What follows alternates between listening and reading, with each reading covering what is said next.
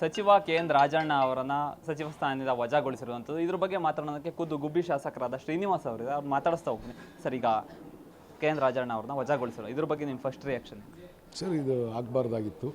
ಏನಕ್ಕೆ ಮಾಡಿದ್ರು ಹೈಕಮಾಂಡ್, ನಾನು ಅದನ್ನು ಹೈಕಮಾಂಡ್ ತಗೊಂಡಿರೋ ನಿರ್ಣಯ ನಾವು ಕ್ವಶನ್ ಮಾಡೋಕ್ಕೂ ಆಗಲ್ಲ. ಒಟ್ಟಿನಲ್ಲಿ ನಮ್ಮ ಜಿಲ್ಲೆಗೆ ಅನ್ಯಾಯ ಆಯ್ತು ಅಷ್ಟೇ. ಸರ್, ಇದು ಎಲ್ಲೊಂದು ಕಡೆ ಬಣ ಬಡಿದಾಟ ಇದೆ, ಎಲ್ಲೊಂದು ಕಡೆ ಸಿದ್ದರಾಮಯ್ಯ ಅವರ ಬಣ ಹೊರದವನು ಈ ಥರ ರಾಜೀನಾಮೆ ಕೊಡೋದು, ಇಲ್ಲ ರಾಜೀನಾಮೆ ಕೊಡಿಸೋದು, ವಜಾ ಮಾಡೋದು ಈ ಥರ ಮಾಡ್ತಾವ್ರೆ ಅಂತ ಗಂಭೀರ ಆರೋಪ. ಸರ್, ಅವೆಲ್ಲ ಆರೋಪ ಮಾಡೋಕ್ಕೆ ಹೇಳಬೇಕಷ್ಟೇ. ಇಲ್ಲಿ ಯಾವುದೇ ರೀತಿಯಾಗಿರ್ತಕ್ಕಂಥ ಬಣ ಪ್ರಶ್ನೆ ಉದ್ಭವ ಆಗೋದೇ ಇಲ್ಲ. ಎಲ್ಲರೂ ಜೊತೆಲೇ ಇದ್ದಂಥದ್ದು. ಮೊನ್ನೆ ಸಿದ್ದರಾಮಯ್ಯ ಅವ್ರ ಮೀಟಿಂಗ್ ಮಾಡಿದ ಸಂದರ್ಭದಲ್ಲಿ ಎಲ್ಲರೂ ಜೊತೆಲಿ ಜಿಲ್ಲೆ ಅಭಿವೃದ್ಧಿ ವಿಚಾರವಾಗಿ ಚರ್ಚೆ ಮಾಡಿದ್ದು ಬಿಟ್ಟರೆ ಇಲ್ಲಿ ಬಣದ ಪ್ರಶ್ನೆನೇ ಉದ್ಭವ ಆಗಲ್ಲ. ಯಾವುದೇ ಬಣ ಇಲ್ಲ. ಯಾರು ಬಣ ಈಗ ವಜಾ ಮಾಡೋದಕ್ಕೆ ಏನು ಪ್ರಮುಖ ಕಾರಣಗಳೇನಿರ್ಬೋದು ಅಂತ? ಸರ್, ಅದು ಗೊತ್ತಿಲ್ಲ. ಅದು ಹೈಕಮಾಂಡ್ ತಗೊಂಡವ್ರೆ ನಿರ್ಣಯ ಅಂತಾರೆ. ನನಗೆ ಏನಕ್ಕೆ ಆಗಿದ್ದೀನಿ ಅದೇ ಗೊತ್ತಿಲ್ಲ. ನಾನು ನಿನ್ನೆ ಎಲ್ಲ ಬ್ಯುಸಿ ಇದ್ದೆ, ಕಾನ್ಸ್ಟಿಟ್ಯೂನ್ಸಿಲಿ ಬ್ಯುಸಿ ಇದ್ದೆ. ನನ್ನ ಕಾರ್ಯಕ್ರಮ ಇದ್ದಿದ್ದರಿಂದ ನಾನು ಪ್ರತಿ ಸೋಮವಾರನೂ ನಾನು ಬೆಂಗಳೂರು ಗುಬ್ಬಿಲಿರ್ತೀನಿ. ಅದರಿಂದ ಜನ ಇದ್ದರೂ ಸಿಕ್ಕಾಬಿಟ್ಟೆ ನಾನು ಅದ್ರ ಬಗ್ಗೆ ಏನು ಗಮನ ಹರಿಸೋಕ್ಕೆ ಆಗಿಲ್ಲ. ಇವತ್ತು ಹೋಗ್ತೀನಿ ಬೆಂಗಳೂರಿಗೆ, ಇವತ್ತು ಗೊತ್ತಾಗುತ್ತೆ. ಸರ್, ಈಗ ರಾಹುಲ್ ಗಾಂಧಿ ಪ್ರತಿಭಟನೆ ಬಗ್ಗೆ ರಾಜಣ್ಣ ಅವರು ಮತ ಕಳೆದ ಪ್ರಕರಣ ನಮ್ಮದೇ ತಪ್ಪು ಅನ್ನೋ ಥರ ಮಾತಾಡ್ತಾರೆ. ಅದೇನಾದ್ರೂ ಪ್ರಮುಖ ಕಾರಣ ಆಯಿತಾ ಅಂತ ಅದರ ಮಾತಾಡಬಾರ್ದು? ಗೊತ್ತಿಲ್ಲ. ಪಕ್ಷ ನಿರ್ಣಯ ಏನಾದರೂ ಒಂದು ತಗೊಂಡಾಗ ಈಗ ರಾಷ್ಟ್ರ ಮಟ್ಟದಲ್ಲಿ ಒಂದು ಹೋರಾಟ ಮಾಡ್ತಾರೆ ಅಂದರೆ ಅದಕ್ಕೆ ಬೇಕಾಗಿರ್ತಕ್ಕಂಥ ಪುರಾವೆಗಳು, ದಾಖಲೆಗಳನ್ನ ಇಟ್ಕೊಂಡೇ ಅವರು ಈ ಒಂದು ಕಾರ್ಯಕ್ರಮ ರೂಪಿಸಿರ್ತಕ್ಕಂಥದ್ದು. ಅಂಥ ವಿಚಾರಗಳ ಪ್ರಸ್ತಾಪ ಮಾಡುವಾಗ ನಾವು ಕೂಡ ಪಕ್ಷದ ಮುಂದಿನ ಬೆಳವಣಿಗೆಗಳನ್ನ ಗಮನದಲ್ಲಿ ಇಟ್ಕೊಂಡು ಮಾತಾಡಬೇಕಾಗುತ್ತೆ. ಅದೇನಾಗೈತೆ ಅಂತ ಗೊತ್ತಿಲ್ಲ ನನಗೆ. ರಾಜೀನಾಮೆ ಕೊಡಿಸ್ಬೋದಾಗಿತ್ತು, ರಾಜೀನಾಮೆ ಕೊಟ್ಟರು ಅಂಗೀಕರಿಸಲಿಲ್ಲ, ವಜಾನೆ ಮಾಡಿದ್ರು.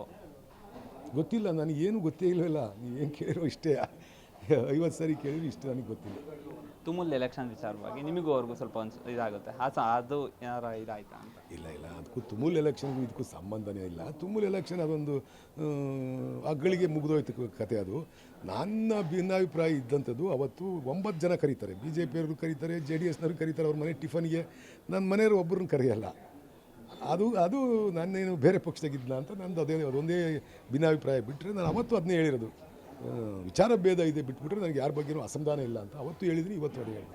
DCC ಬ್ಯಾಂಕ್ ನಿರ್ದೇಶನ ಚುನಾವಣೆಗೆ ವೆಂಕಟೇಶ್ನವರು ಇದಕ್ಕೂ ಕೂಡ ಕರ್ಕೊಂಬಂದಿರೋದು. ಅದ್ರ ಬಗ್ಗೆ ನಿಮ್ಮ ಅಭಿಪ್ರಾಯ? ನೀವು ಏನಾದರೂ ಪ್ರತಿಸ್ಪರ್ಧಿಯಾಗಿ ನಿಲ್ಲಿಸುವಂಥದ್ದು ಆ ಥರ ಏನಾದರೂ ಆಗುತ್ತಾ ಅಂತ? ಇಲ್ಲ ಸರ್, ನಾನು ಯಾವತ್ತೂ ಕೂಡ DCC ಬ್ಯಾಂಕ್ ಚುನಾವಣೆಗೆ ಓದನೆ ಅಲ್ಲ. ಸಹಕಾರ ಸಂಘಗಳಲ್ಲಿ ನಾನು ಇದೇ ಫಸ್ಟ್ ಟೈಮು ಚುನಾವಣೆಯಲ್ಲಿ ನನ್ನ ಹೆಂಡತಿ ನಿಂತಿದ್ದು.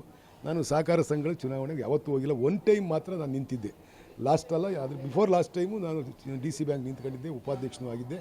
ಅದಾದಮೇಲೆ ಅದೇ ರಾಜಣ್ಣವರೇ ಕೇಳಿರು, ನೆಕ್ಸ್ಟ್ ನಿಂತ್ಕೊ ಅಂತ. ನಾನು ಇಲ್ಲ, ನಾನು ನಿಂತ್ಕೊಳ್ಳಲ್ಲ, ನಾನು ಬರಲ್ಲ, DC ಬ್ಯಾಂಕ್ ಬರಲ್ಲ ಅಂತಲೇ ಹೇಳಿ ಬಂದಿದ್ದೀನಿ. ಅವರೇನೋ ಸಹಕಾರ ಸಂಘದಾಗ ಅವರೇನೋ ಕೆಲಸ ಮಾಡ್ಕೊಂಡು ಹೋಗ್ತಾರೆ, ಒಳ್ಳೆ ಕೆಲಸ ಮಾಡ್ಕೊಂಡು ಹೋಗ್ತಾರೆ, ಹೋಗಲಿ. ವಜಾಗೊಳಿಸಿರೋದು ಜಿಲ್ಲೆಗೆ ಮಾಡಿದಂಥ ಅನ್ಯಾಯ ಅಂತ ಏನಾದ್ರು? ನಾವು ಪಕ್ಷದ ನಿರ್ಣಯಗಳನ್ನು ನಾವು ಪ್ರಶ್ನೆ ಮಾಡಲಿಕ್ಕೆ ಬರಲ್ಲ. ಪಕ್ಷ ಏನು ಕ್ರಮ ಕೈಗೊಂಡಿತ್ತು ಅದಕ್ಕೆ ನಾವೆಲ್ಲರೂ ಕೂಡ ಭದ್ರಾಗಿ ಇರಬೇಕಾಗುತ್ತೆ. ಆದರೆ ನಮ್ಮ ವೈಯಕ್ತಿಕವಾಗಿ ಆಗಬಾರ್ದಾಯಿತು ಅನ್ನೋದಷ್ಟೇ. ನಮ್ಮ ಜಿಲ್ಲೆಯಲ್ಲಿ 2 ಸಚಿವರಿದ್ದರು, ಕೆಲಸಗಳಾಗವು. ಅದೊಂದು ಬಿಟ್ಟರೆ ನಮಗೆ ಬೇರೆ ಥರದ್ದು ಪಕ್ಷದ ನಿರ್ಣಯ ನಾವು ಪ್ರಶ್ನೆ ಮಾಡ್ತಕ್ಕಂಥದ್ದು ಇಲ್ಲ. ಇಷ್ಟು ಗುಬ್ಬಿ ಶಾಸಕ ಶ್ರೀನಿವಾಸ್ ಅವರ ಮಾತು. ಕ್ಯಾಮ್ರಾ ಪರ್ಸನ್ ರಾಕೇಶ್ ಜೊತೆ ದೀಪಕ್, ಪ್ರಜಾಶಕ್ತಿ TV, ತುಮಕೂರು.